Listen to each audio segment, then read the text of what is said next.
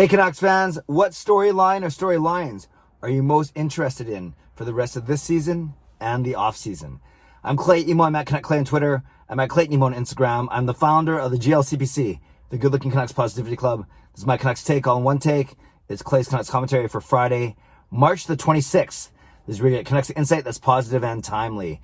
Thanks to my Hall of Fame members, Jens95, simalexander, Just Incredible, nucksfan number 29, and Lucas Gates. Thanks for your support as always. And thanks to the support of all members of all levels. You're listed in the video description. If you want to become a member of the CCC Crew, press the join button underneath this or any of my videos or on the memberships tab in my YouTube channel. All right, let's talk about our team. And let's talk under the guise or through the lens of that the Canucks are not going to make the playoffs this year. I know it's painful to say that, but I've articulated it over the past couple of days, especially after the most recent 5-1 loss to Winnipeg. The Canucks need to win 15 of their final 19. That means they can only lose 4 times in regulation. That does not sound good. That does not sound doable. It's possible, but let's be honest, it is not very realistic at all. Doesn't mean I'm not going to cheer for them. Doesn't mean I don't want them to play well for confidence, for development. But we also have to be honest of where the team is at right now. So I've come up with 5 storylines that I'm going to talk about very quickly. And I would love for you in the comments to tell me which ones are the ones that you're going to be most interested in. I guess I'll go in the order of how they're going to happen. Are you interested in how the players themselves play out the string? Are you interested in the trade deadline? Are you interested in the expansion draft, in the entry draft, or in the contract situations for Jim Green and Ian Clark? Not sure. Why did I say Jim Green? I almost combined Travis Green and Jim Benning. Travis Green and Ian Clark. I should know that. Okay, so let's talk about each of these quickly for a minute or so, and then we'll wrap up. First one, the players themselves. Jimmy Vesey, new player. Travis Boyd, new player. The Canucks may get more waiver pickups. They may call up someone, a young guy, like I don't think they will. They have enough NHL, quote NHL bodies up on the main roster as opposed to the tax squad or Utica. So how do the Elias Pettersson coming back from injury after the break? So maybe you're interested in how the Canucks are going to play for the final 19 games. Does Pettersson look completely healthy? Does Brock Besser continue to score and to play well that way? Does Quinn Hughes continue his development? And you got truly the new guys. How does Jimmy Vesey fit in? How does Travis Boyd fit in? How do others fit in? What's Virtanen's future? Gaudette, McEwen. So there's so many stories. How does Hoglander continue to develop? So there are so many stories to watch when it comes to the actual players on the ice. And I'd say many of them, especially those guys in the bottom 6, Vesey, Gaudette, Virtanen, Travis Boyd, Jace Harlock. So many of these guys are auditioning for roles for next year, given that a lot of their contract status are either RFA or either this year or the end of next year. So are you interested in how the Canucks themselves play on the ice and how they play out the string? And do they still go and try and win as many games as they can? And how many will they win out of 19? So that's factor number 1. Are you most interested in that? Number 2, the next one that comes up. Are you most interested in the trade deadline?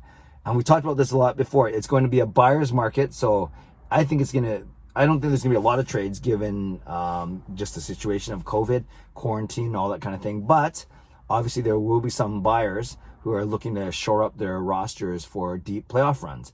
And we've talked many times on this channel on the UFAs. You have up front, it is Brandon Sutter and it is Tanner Pearson.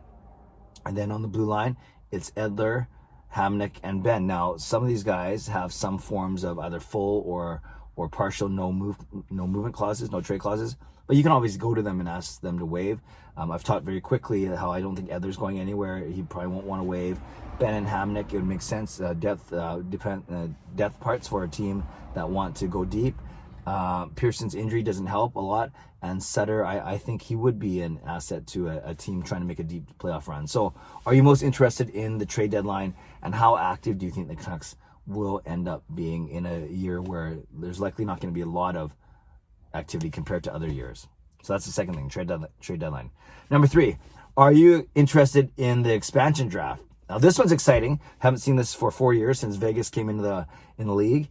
And we've talked many times, and many people are talking about how the Canucks have an opportunity because their roster is relatively thin, they actually they almost have spots to burn, in that the quality of player that you're protecting with that 5th, 6th, 7th spot up front, or even the 2nd or 3rd defenseman, is not great when it comes to Vancouver.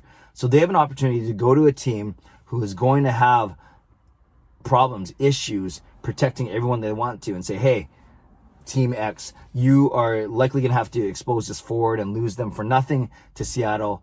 Why don't we trade you a prospect or a pick, and then at least you get something for him?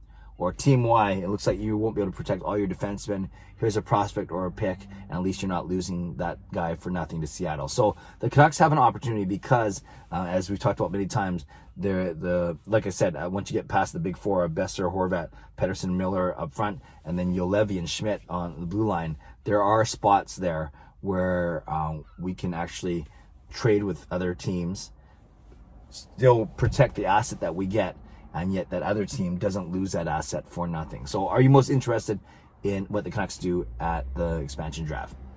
Then there's the entry draft, the NHL entry draft, which unfortunately looks like the Canucks will be part of the lottery. It's unfortunate if you don't believe in them. TANK, I can't say the word, TANKING, or maybe it's a chance for the Canucks to actually win a lottery.